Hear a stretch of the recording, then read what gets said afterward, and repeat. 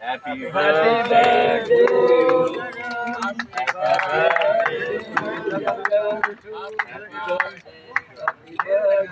Jai Jagan!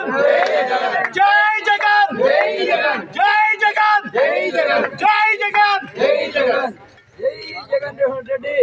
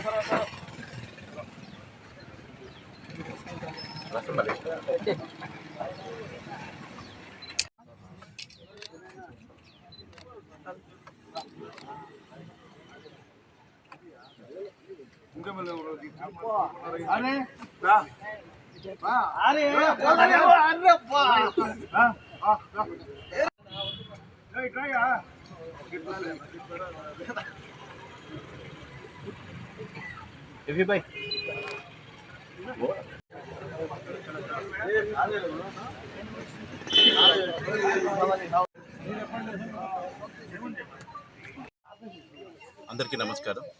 నా పేరు పోతుల శివారెడ్డి. కడప జిల్లా కడప అసెంబ్లీ 50వ డివిజన్ రూకువారిపల్లి, పాలంపల్లి, బచ్చంపల్లి, చిన్నమాచుపల్లె, దండు, సాయిపేట సంబంధించిన 50వ వార్డుకు సంబంధించి ఈరోజు డిసెంబర్ 21 అంటే మనకు గుర్తొచ్చే గొప్ప వైఎస్ఆర్సీపీ కార్యకర్తలకే కాదు, రాష్ట్ర ప్రజలకి, పేద ప్రజలకు గుర్తొచ్చే ఏకైక నాయకుడు మన జననేత జగన్మోహన్ రెడ్డి గారు. సో ఆయన పుట్టినరోజుని ప్రతి ఒక్క గ్రామంలో కూడా పండగ వాతావరణంలో జరుగుతుంది.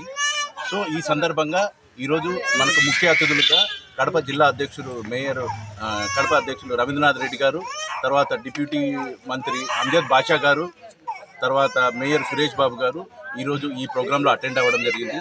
జగన్మోహన్ రెడ్డి గారి గురించి మనము 2 మంచి మాటలు చెప్పుకున్నాం. ఎందుకంటే జగన్మోహన్ రెడ్డి గారు చెప్పారంటే చేస్తారనేది ఒక నానుడు ఉంది.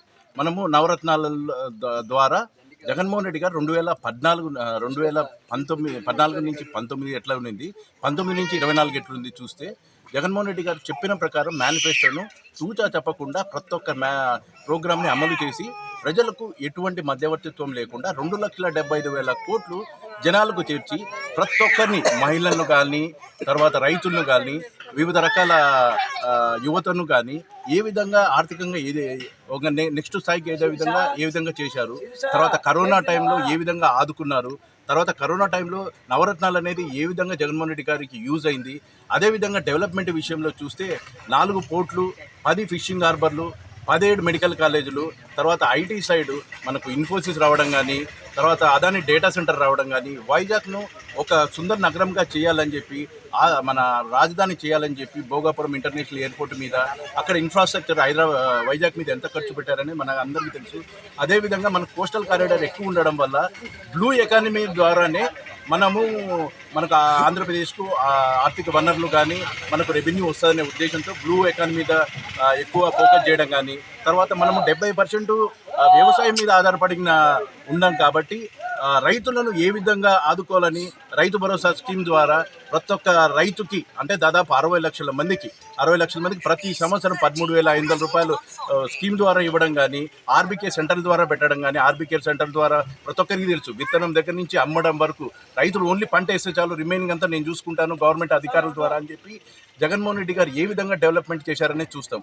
వాలంటీర్ల ద్వారా ప్రభుత్వాన్ని ప్రజల ఇంటి గుమ్మం దగ్గర తీసుకెళ్లారు, ప్రభుత్వాన్ని పాలన దగ్గరికి ప్రజల ఇంటి గుమ్మం తీసుకెళ్ళడము, దాని ద్వారా ప్రభుత్వమే ప్రజల పాలన దగ్గరికి వెళ్ళడం. ఇప్పుడు ఎట్లా ఉందంటే టోటల్ రివర్స్గా ఉంది. మేనిఫెస్టో కథ 6 నెలలు అయింది, మర్చిపోయారు.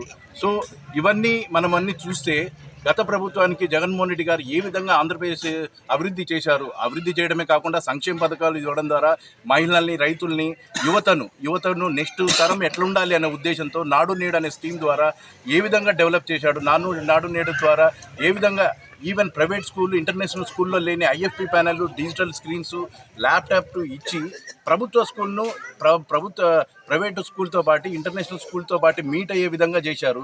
అదేవిధంగా సిబిఎస్ఈ కానీ, టోఫెల్ కానీ ఈ విధంగా నెక్స్ట్ జనరేషను ఒక 10 ఏళ్ల తర్వాత ఏ విధంగా ఉండాలన్న ఆలోచించి విద్యా వ్యవస్థ ద్వారానే వీళ్ళను చేంజ్ చేయాలి, విద్యార్థులని, యువతల్ని అని చెప్పి గొప్ప విజన్తో నాడు నేడు ప్రోగ్రాం చేశారు.